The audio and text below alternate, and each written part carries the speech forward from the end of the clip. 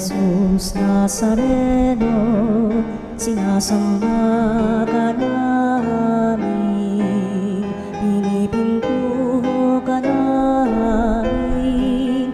Aral mo ang aming buhay at kaligtasan, Nuestro Padre Jesus Nazareno, iligtas mo kami sa kamatayan. Ang krus mong pinamatayan ay sagisag ng aming kaligtasan. Nuestro Padre Jesus Nazareno, dinarangal ka namin. Nuestro Padre Jesus Nazareno, inulwalhati ka namin. Nuestro Padre Jesus Nazareno, inarangal ka namin. Nuestro Padre Jesus Nazareno, inulwalhati ka namin.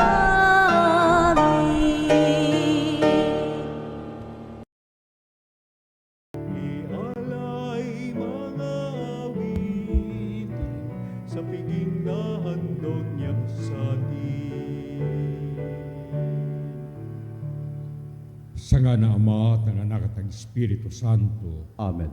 sumainyo ang Panginoon. At sumairin. Mga kapanalig, sa ating simulan na walang misa, ating munang alalahanin at mga kasalanan at hilingin ang awa at patawad ng ating Panginoon. Inaamin ko sa makapangyarihan Diyos, At sa inyo mga kapatid, na lubao nagkasala sa isip, sa salita at sa gawa at sa aking paukulang, kaya'y sinasamo ko sa mahal na Birheng Maria, sa lahat ng mga anghel at mga banal, at sa inyo mga kapatid, na ako'y panalangin sa Panginoong ating Diyos. Kaawaan tayo mga pangyarihan Diyos, patawarin tayo sa ating mga kasalanan at patubayan tayo sa buhay na walang hanggan. Amen. Panginoon, kaawaan mo kami. Panginoon, kaawaan mo kami. Kristo, kaawaan mo kami. Kristo, kaawaan mo kami. Panginoon, kaawaan mo kami. Panginoon, kaawaan mo kami. Manalangin tayo. Ama naming makapangyarihan, ipagkaloob mo sa iyong sambayan ng tinipo ng iyong Espiritong Banal, ang kaloobang ikaw ay wagas na pagtapatan at ang kapasyahan ikaw ay malayang paglingkuran sa magitan ni Jesucristo kasama ng Espiritu Santo magpasawalang hanggan. Amen. Pagbasa mula sa mga gawa ng mga apostol. Noong mga araw na iyon, sinabi ni Pablo sa matatanda ng simbahan ng Efeso, "Ingatan ninyo ang inyong sarili at ang lahat ng kabilang sa kawan, sapagkat inilagay sila ng Espiritu Santo sa inyong pag-iingat. Pangalagaan ninyo ang simbahan ng Diyos na kanyang tinubos sa pamamagitan ng kamatayan ng kanyang sariling anak. Alam kong pagkaalis ko ay magsisipasok ang mabawangis na asong gubat at walang patawad na sisilain ang kawan. Mula na rin sa inyo ay lilitaw ang mga taong magsasalita ng kasinungalingan upang mapasunod ang mga alagad at sa gayoy mailigaw sila. Kaya't mag-ingat kayo at alalahanin ninyong tinuruan ko kayo gabit araw sa loob ng 3 taon at maraming luha ang pinuhunan ko. At kayo'y itatagubilin ko kayo sa Diyos at sa kanyang salita na nagpapahayag ng kanyang kagandahang loob. Siya ang makapagpapatibay sa inyo at makapagbibigay ng lahat ng pagpapalang inilaan niya sa lahat ng kanyang pinapaging banal. Hindi ko hinangad ang pilak, ginto o pananamit ninuman. Alam ninyong nagbanat ako ng buto upang kumita ng ikabubuhay naming magkakasama. Sa lahat ng pagkakataon, pinakita ko sa inyo na sa pamamagitan ng ganitong pagpapagal ay dapat ninyong tulungan ang mahihirap. Alalahanin ang mga salita ng Panginoong Hesus. Higit na mapalad ang magbigay kaysa tumanggap. Pagkasabi nito, lumuhod si Pablo at nanalangin kasama nila. Silang lahat ay umiiyak at hinagkan si Pablo. Labis nilang ikinalungkot ang kanyang sinabit. Hindi na nila makikita uli at siya'y inihatid nila sa barko. Ang salita ng Diyos. Salamat sa Diyos. Tanang mga kaharian, ang poong Diyos ay awitan. Tanang mga kaharian, ang poong Diyos ay awitan. Sana'y iyong ipadama ang taglay mong kalakasan, ang lakas na ginamit mo noong kami isang galang. Magmula sa Jerusalem, sa iyong tahanang templo, na pati ang mga hari dooy naghahandog sa iyo. Tanang mga kaharian, ang poong Diyos ay awitan. Umawit sa Panginoon ang lahat ng kaharian. Awitin ng pagpupurit ang puon ay papurihan. Purihin ang naglalakbay sa matandang kalangitan. Mula rooy maririnig ang malakas niyang sigaw. Tanang mga kaharian, ang poong Diyos ay awitan. Ipahayag ng bala na ang taglay na kalakasan. Siya'y hari ng Israel. Maghahari siyang tunay. Yang taglay niyang lakas ay buhat sa kalangitan. Kahanga-hanga ang Diyos sa santuaryo niyang banal. Siya ang Diyos ng Israel na sa tanay nagbibigay ng kapangyarihan at lakas na kanilang kailangan. Tanang mga kaharian, ang poong Diyos ay awitan.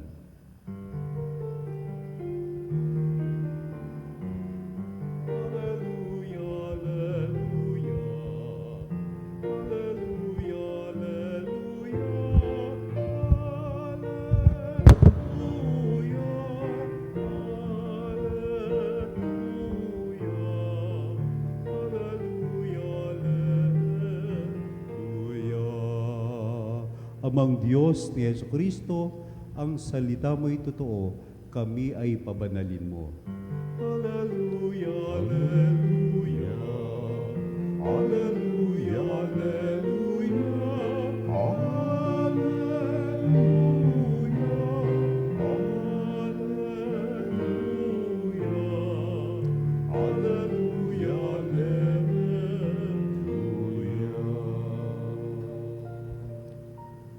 Sumainyo ang Panginoon. At sumaiyo rin. Ang mabuting balita ng Panginoon ayon kay San Juan. Papuri sa iyo, Panginoon. Nung panahong iyon, si Jesus ay tumingala sa langit, nanalangin at ang wika. Amang banal, ingatan mo sila sa pamamagitan ng kapangyarihan ng iyong pangalan. Pangalang ibinigay mo sa akin upang sila maging isa kung paanong tayo'y iisa. Habang kasama nila ako, iningatan ko sila sa pamamagitan ng kapangyarihan ng iyong pangalan na ibinigay mo sa akin. Inalagaan ko sila at ni isa'y walang napahamak liban sa taong humanap ng kanyang kapahamakan upang matupad ang kasulatan.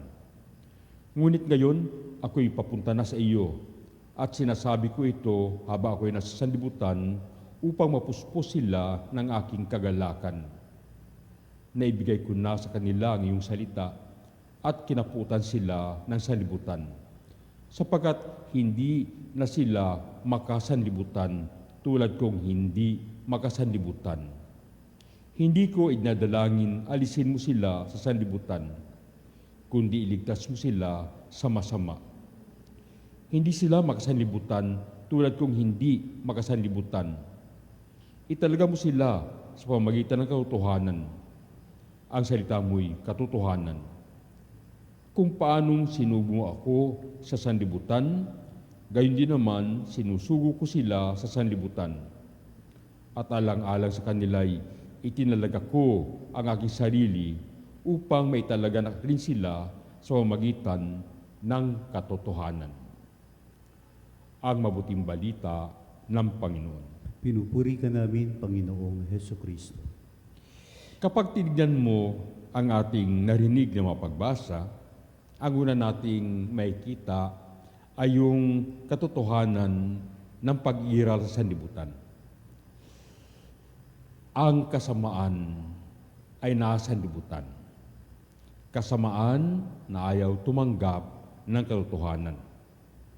Kaya nga si San Pablo, bago sa umalis doon sa mga taong kanyang binuo na maging maalagad niya, alagad ng ating Panginoon, ay sinabi niya sa mga pari doon, ingatan niyo ang sambayanan, ingatan niyo sila na huwag silang mapahamak at huwag silang maloko ng mga darating na mga tao. Sapagkat may mga tao na isirain ang aking ipinangaral sa inyo.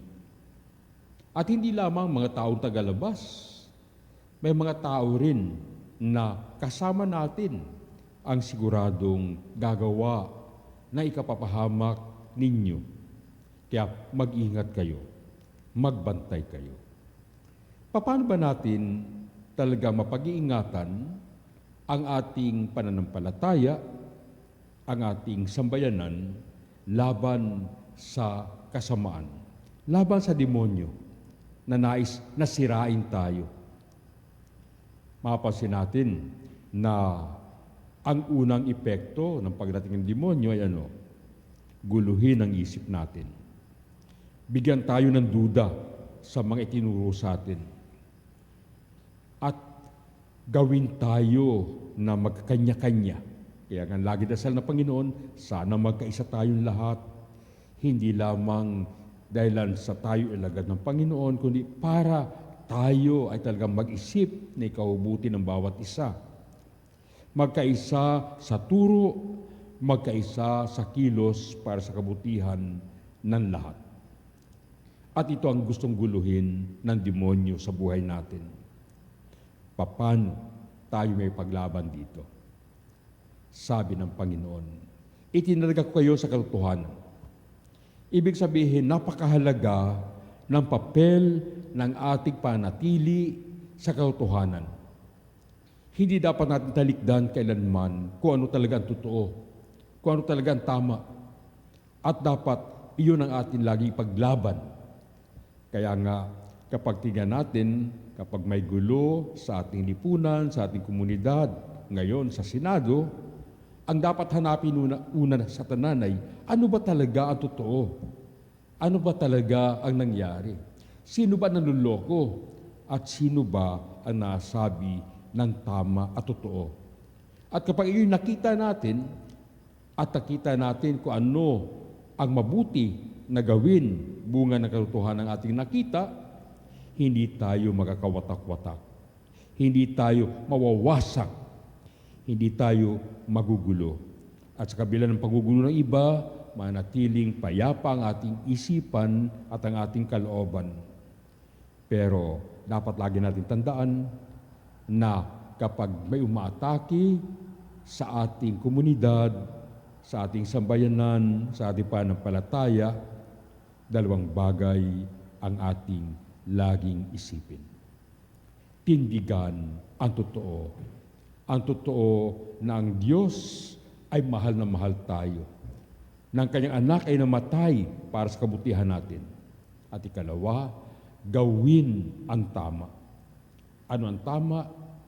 Ang kilos na nagpapahayag ng pagmamahal sa bawat isa, na gumagawa ng kabutihan sa bawat isa.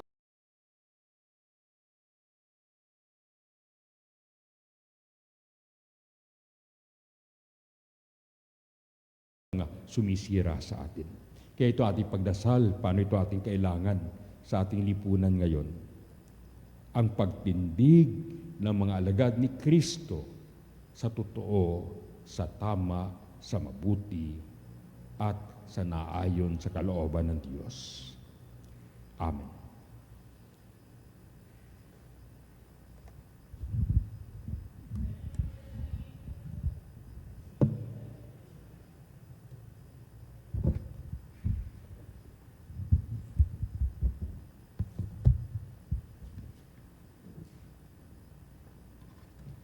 Habang naghahanda tayo para sa Pentecostes, nalalaman natin na kahit naubuhay tayo sa mundo, hindi tayo nabibilang sa mundo. Tinatawagan tayo ng katotohanan ito upang manalangin para sa lahat ng tao, kaisa ni Kristo na hindi nagnanais na may maligaw ng landas. Ang ating tugon, Ama, italaga mo kami sa iyo. Ama, italaga mo kami sa iyo. Ang lahat ng Kristiyano naway sumampalataya sa pag-ibig ng Diyos at makatagpo ng pagkakaisa sa nag-iisang pastol. Manalangin tayo sa Panginoon. Ama, italaga mo kami sa iyo. Ang mga naglilingkod sa bayan naway maging saksi sa katotohanan ng kanilang pananampalataya, lalo na sa paggamit ng kanilang kapangyarihan at sa pagtupad ng kanilang mga pananagutan. Manalangin tayo sa Panginoon. Ama, italaga mo kami sa iyo. Ang mga Kristiyanong tapat sa pananampalataya naway magsikap na maging banal sa kanilang araw-araw na pamumuhay.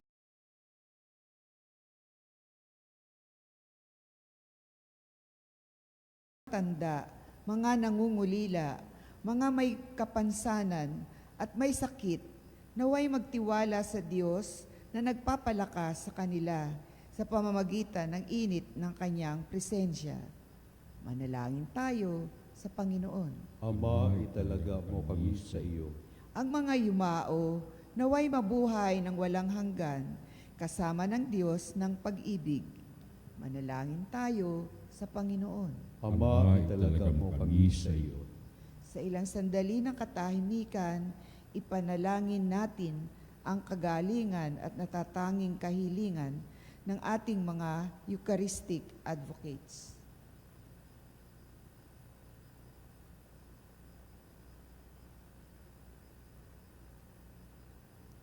Manalangin tayo sa Panginoon. Ama, italaga mo kami sa iyo. Butihing Ama, habang iniibig namin ang isa't isa, nabubuhay ka sa amin at naging ganap ang iyong pag-ibig na nasa amin. Tanggapin mo ang aming mga panalangin sa pamamagitan ni Kristo na aming Panginoon. Amen.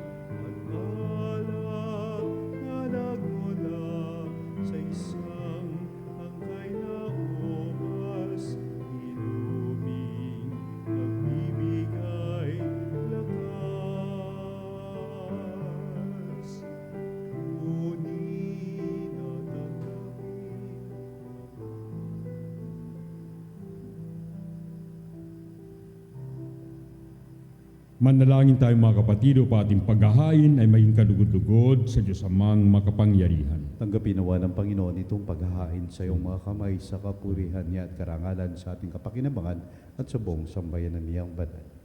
Ama namin lumikha, tanggapin mo ang paghahain ng mga alay na iyong inihabilin at sa pagdiriwang dapat naming ganapin ang kabanalan ng iyong pagliligtas naway sumaamin. Sa pamamagitan ni Jesucristo, kasama ng Espiritu Santo, magpasawalang hanggan. Amen. Sumainyo ang Panginoon. At sumairin.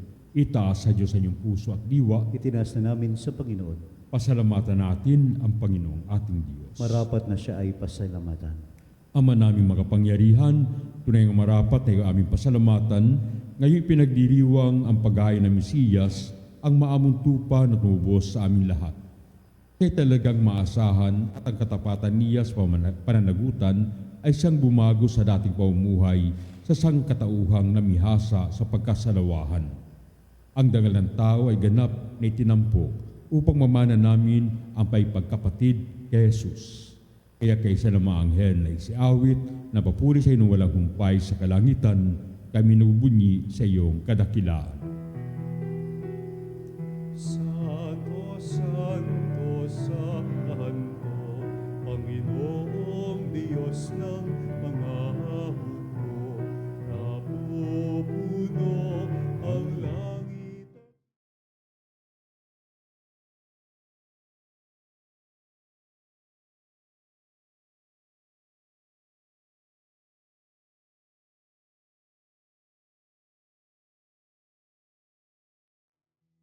Pinagpalang na paririto sa ngala ng Panginoon. Hosana sa kaimaasan.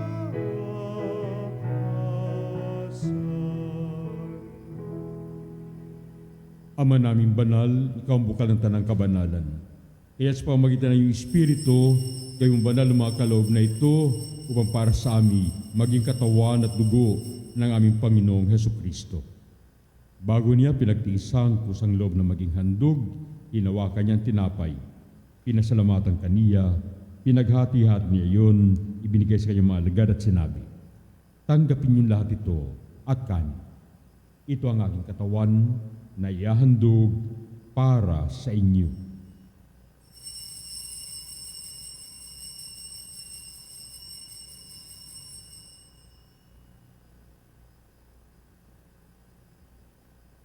Gayon din naman matapos ang hapunan, hinawakan niya ang kalis. Muli kanyang pinasalamatan, iniabot ang kalis sa kanyang mga alagad at sinabi, "Tanggapin niyo lahat ito at inumin. Ito ang kalis ng aking dugo, ng bago at walang hanggang tipan, ang aking dugo na ibubuhos para sa inyo at para sa lahat sa ipagpatawad ng mga kasalanan. Gawin niyo ito sa pag-aalaala sa akin."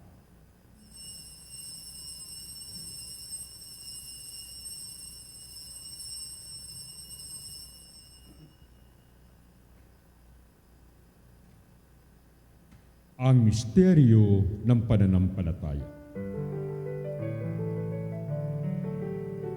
Si Kristo ay gunitain, sarili ay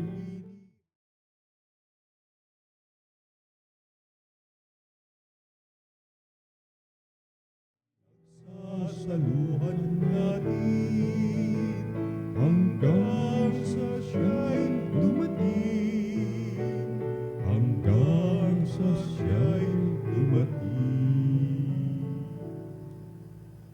Ama, ginagawa namin yun ng pag-aalaala sa pagkamatay at muling pagkabuhay niyo anak, kaya tiniaalay namin sa iyo ang tinapay na nagbibigay buhay at ang kalis na nagkakaloob ng kaligtasan. Kami nagpapasalamat dahil kami yung minarapat na tumayo sa harap mo para maglingkod sa iyo. Isinasamo namin kay masalo-salo sa katawan at dugo ni Kristo ay mabuklod sa pagkakaisa sa magitan ng Espiritu Santo. Ama, lingapin mo ang iyong simbahan na ganap sa buong daigdig. Puspusin mo kami sa pag-ibig, kaisa ni Leon na aming Papa at ni Elias na aming Obispo at ang Tanang Kaparian. Alalahanin mo rin ang mga kapatid naming nahimlay na may pag-asa sila'y muling maubuhay. Gayon din ang lahat na mapumana. Kawan mo sila at patuloyin sa iyong kaliwanagan. Kawan mo pagdapatin kami lahat na makasalo sa iyong buhay na walang wakas, kaisa ng Mahal na Birhen Maria, Nina ng Diyos, kaisa ni San Jose na kanyang kabiyak ng puso, kaisa ng mga apostol at na lahat ng mga banal na namuhay din sa daigdig ng kalugod-lugod sa iyo. May pagdiwang nawa namin ang papupuri sa kararangal mo sa magitan ng iyong anak na aming Panginoong Hesukristo. Sa magitan ni Kristo, kasama sa Kanya, ang lahat ng para at papuri sa iyo, yung sa mga makapangyarihan, kasama ng Espiritu Santo, magpasawalang hanggan. Amen. Amen. Amen.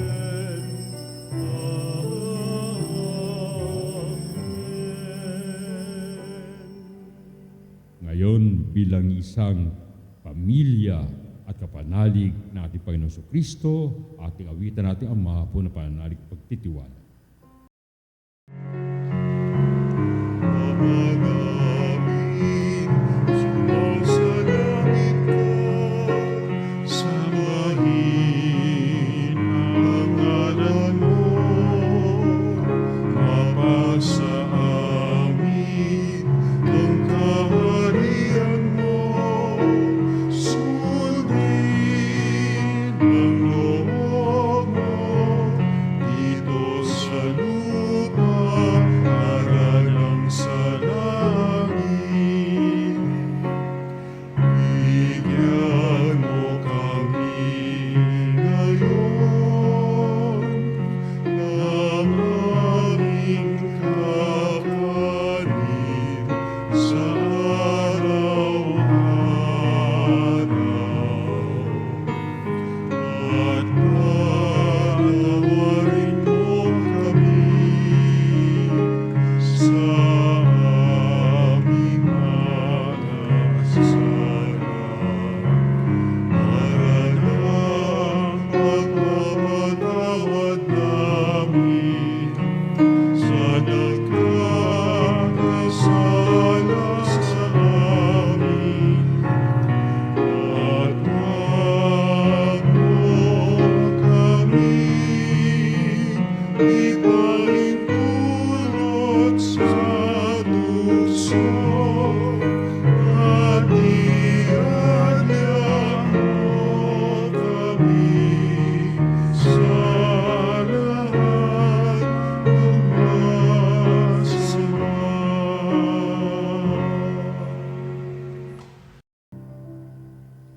Hinihiling namin kami adya sa lahat ng masama, pagkalooban ng kapayapaan araw-araw, iligtas sa kasalanan at ilayo sa lahat ng kapahamakan, samantalang aming pinanabikan ang dakilang araw ng pagpapahayag ng tagapagligtas namin si Jesucristo. Sapagkat iyo ang kaharian at ang kapangyarihan at ang kapurihan magpakailanman. Amen.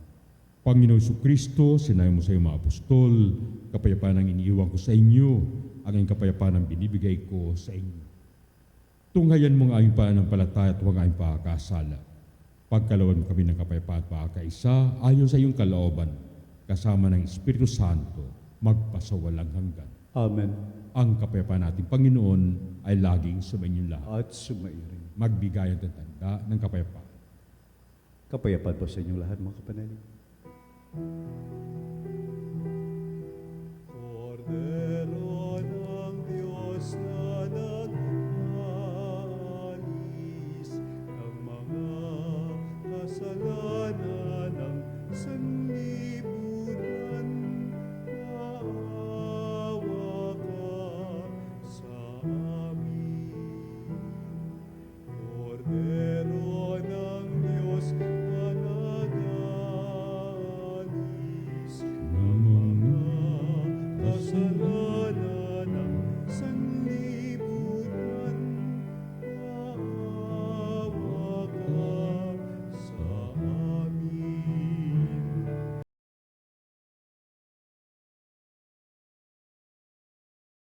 Kordero ng Diyos na nag-alis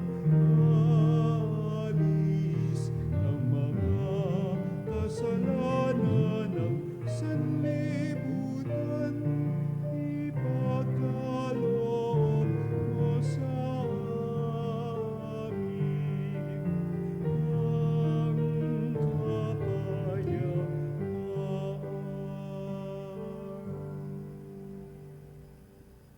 Ito ang kordero ng Diyos. Ito siya nag-aalis ng mga kasalanan sa libutan. Mapalad ang matinatawag sa piging ng kordero. Panginoon, hindi ako karapat-dapat na magpatuloy sa iyo, ngunit sa isang salita mo lamang ay gagaling na ako.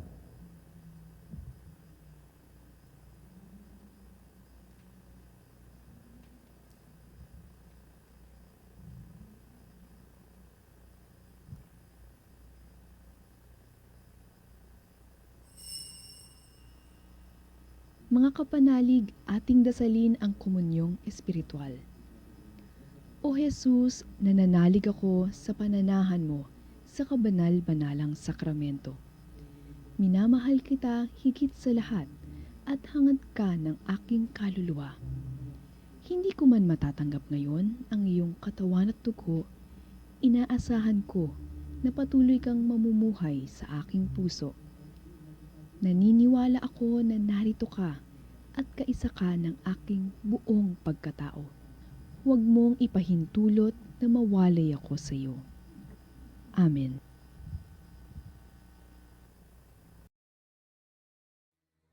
Panalangin sa karangalan ng Nuestro Padre Jesus Nazareno. O Jesus Nazareno, katamis-tamisan naming manunubos, sa harap mo ngayon naririto kami't nangangayupapa at nagsisisi ng taos-puso sa aming pagiging walang turing sa iyo at paglimot sa di mabilang na mga biyaya mo, lalong-lalo na yaong mahalagang biyaya ng pagtutubos.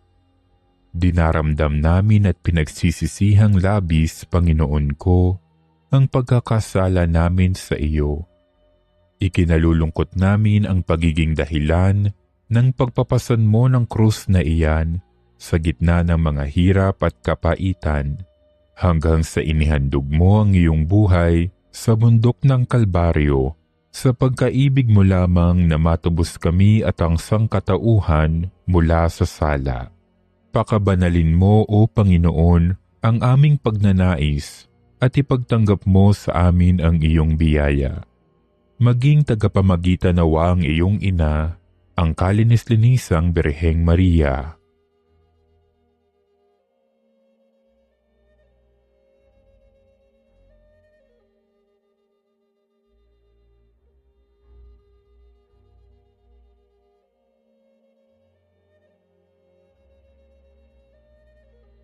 Ama naming makapangyarihan, niloob mong akuin ang iyong anak, ang krus at kamatayan, upang ang sangkatauhan ay matubos at mabuhay. Ang pag-ako namin sa krus at kamatayan dito sa lupa, ayon sa diwa ng pagsunod sa iyong loob, na ginanap ng iyong anak, ay magpagindapat nawa naming kamtin ang lubos na katubusan at pagkabuhay sa iyong piling, sa pamamagitan ni Hesukristo, kasama ng Espiritu Santo, magpasawalang hanggan. Amen. Nuestro Padre Jesus Nazareno, Panginoon namin at Diyos, kaawaan mo kami.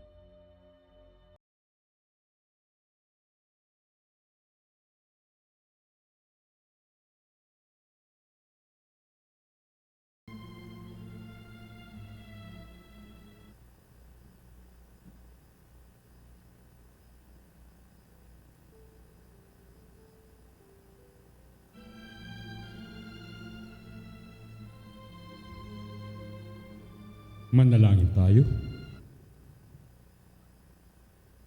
Ama na yung pagmahal, ang paikinabang naway laging magdulot sa amin ng iyong kagandahan loob at pagiliw, at sa kakayanan nito para kami dalisayin, kami naway pangindapating lagi sa iyong nakahain. Sa magitan ni Jesucristo, kasama ng Espiritu Santo, magpasawalang hanggan. Amen. Sumainyo ang Panginoon. At sumayo rin. Pagpalain kayo ng makapangyarihan Diyos, Ama, Anak, at Espiritu Santo. Amen. Humaya kayo at papurihat paglingkuran ang ating Panginoon. Salamat sa Diyos.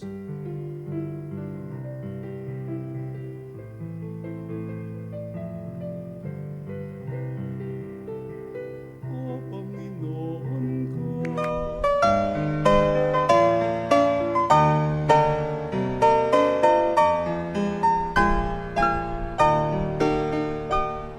Nuestro Padre Jesus Nazareno, sinasamba ka namin, pinipintuho ka namin, aral mo ang aming buhay at kaligtasan. Nuestro Padre Jesus Nazareno, iligtas mo kami sa kamatayan, ang krus mong pinamatayan ay sagisag ng aming kaligtasan.